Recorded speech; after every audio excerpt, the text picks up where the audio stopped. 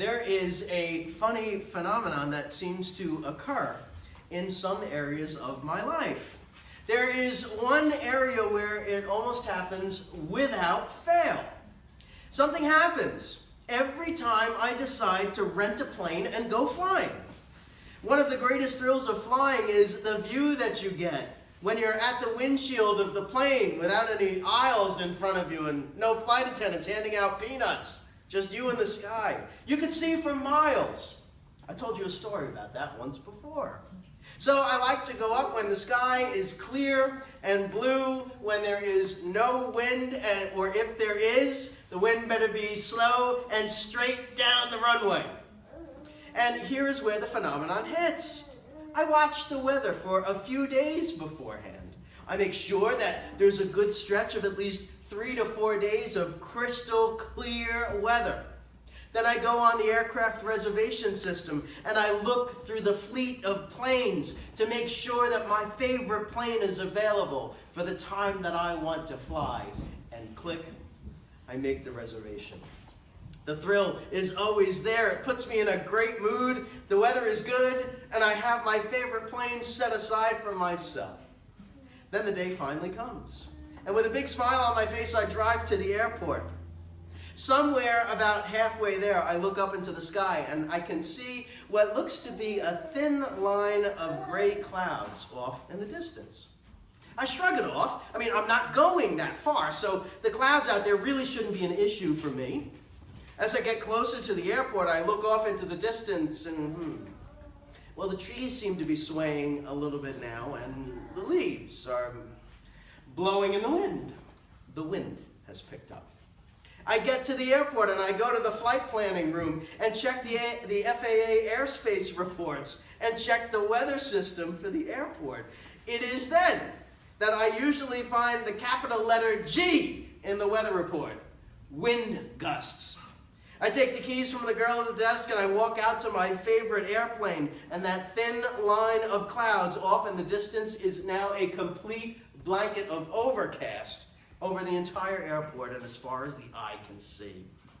The plane, my favorite plane, is rocking back and forth, pulling on the ropes that's tying it down. And the wind is gusting so hard that it's setting the airplane's stall warning horn off while it's sitting there still parked on the ground. My smile turns to a grimace, and then I get a pit in my stomach. This is supposed to be fun. What happened to my nice clear day? This phenomenon has happened all through my flight training. I have become used to flying with wind, most of the time a direct crosswind. And I find that the more I learned, the more skill I became at dealing with turbulence. I feel like more often than not, I'm up there dealing with turbulence. Winds that won't cooperate and gusts that smack my happy little airplane around. I think oftentimes life seems to run in a similar way. You know, we often make the most well thought out plans. We try to plan for every possibility, and times that we think should be smooth sailing become times of life full of the winds of turbulence, circumstances and life happenings that change as quickly as the wind does, gusts of life smacking us around. I think after the last few months, many of us feel as if the seatbelt sign should still be on in our lives. How much upheaval, change, and turnover have we seen lately? You know, this is precisely the picture that Jesus is painting for us in the gospel lesson today.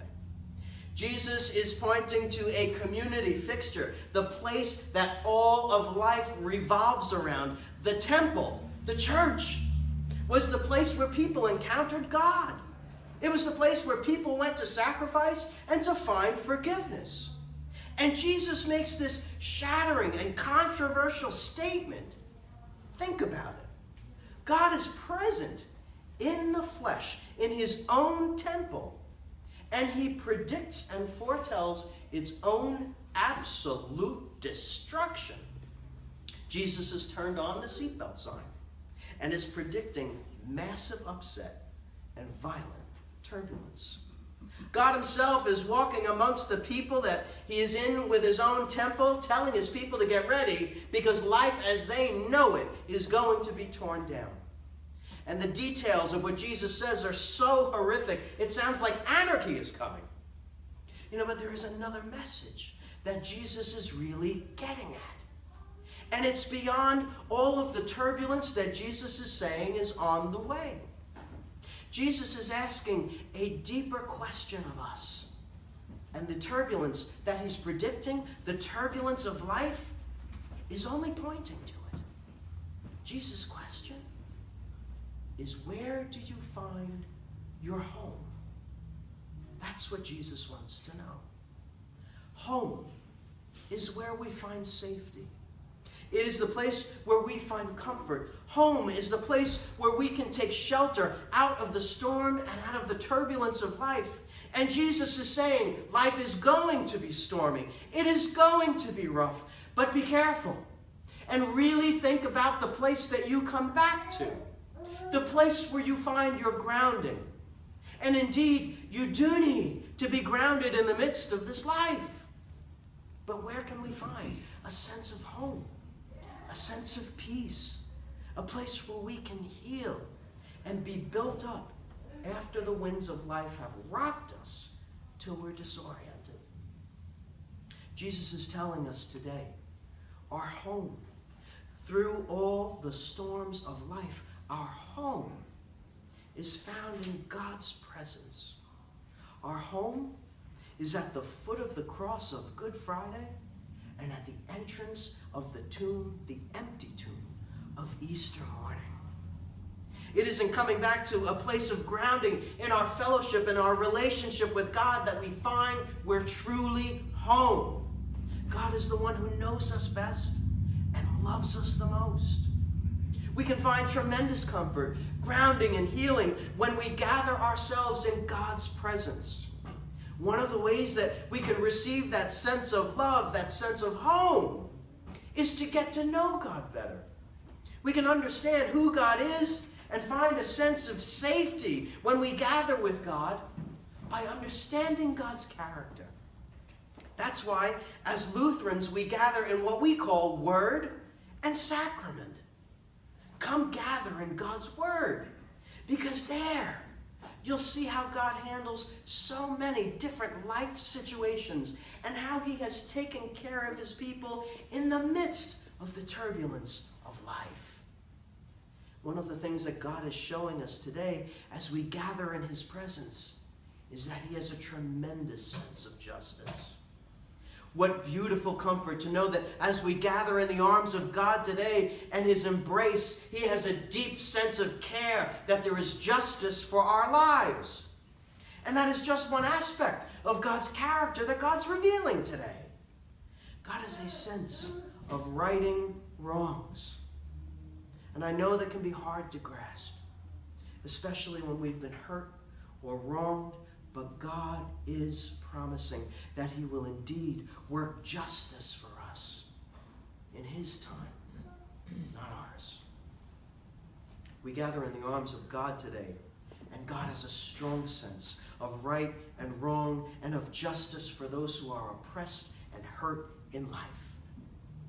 One of the themes that's found today in all of our readings, in the Old Testament reading, even in the psalm that we read earlier in another service, and in the gospel that we just read today. And that theme can be summed up in one word: restoration. Despite, and I would say even in the midst of the turbulence of our lives, by virtue of our baptisms, God calls us his own children. And the children of God, according to God's word and promise, are not stuck as victims. Even when the storms of life are raging and everything is falling apart. Children of God are not stuck in life. We are moving through it. And God's promise is that we as his children are on a path, and that path leads toward wholeness, toward restoration. That is God's plan. That the more you encounter God, the closer you grow in your relationship to God, and the greater your sense of peace, the greater you learn a sense of calm through this life, and the more you will begin to see life like the psalmist, looking out toward life and telling the rivers to clap their hands, even while the world is going nuts. Looking toward the hills and seeing them ring out with joy, because your journey is a journey with God alongside you. God making his temple within you. Because God's plan is that you will be restored, that you will be whole. And that wholeness means nothing less that you will live eternally. While life may be falling apart, while the temple is coming down and everything seems to be in upheaval, God is telling you and I that our life is found in him. Though the world and life falls apart more often than it holds together, God calls us to the altar to have communion with him, to be forgiven for all those times when life has fallen apart and we have fallen apart too, right along with it. God calls us to communion with him, to receive forgiveness with him, and to experience forgiveness with each other.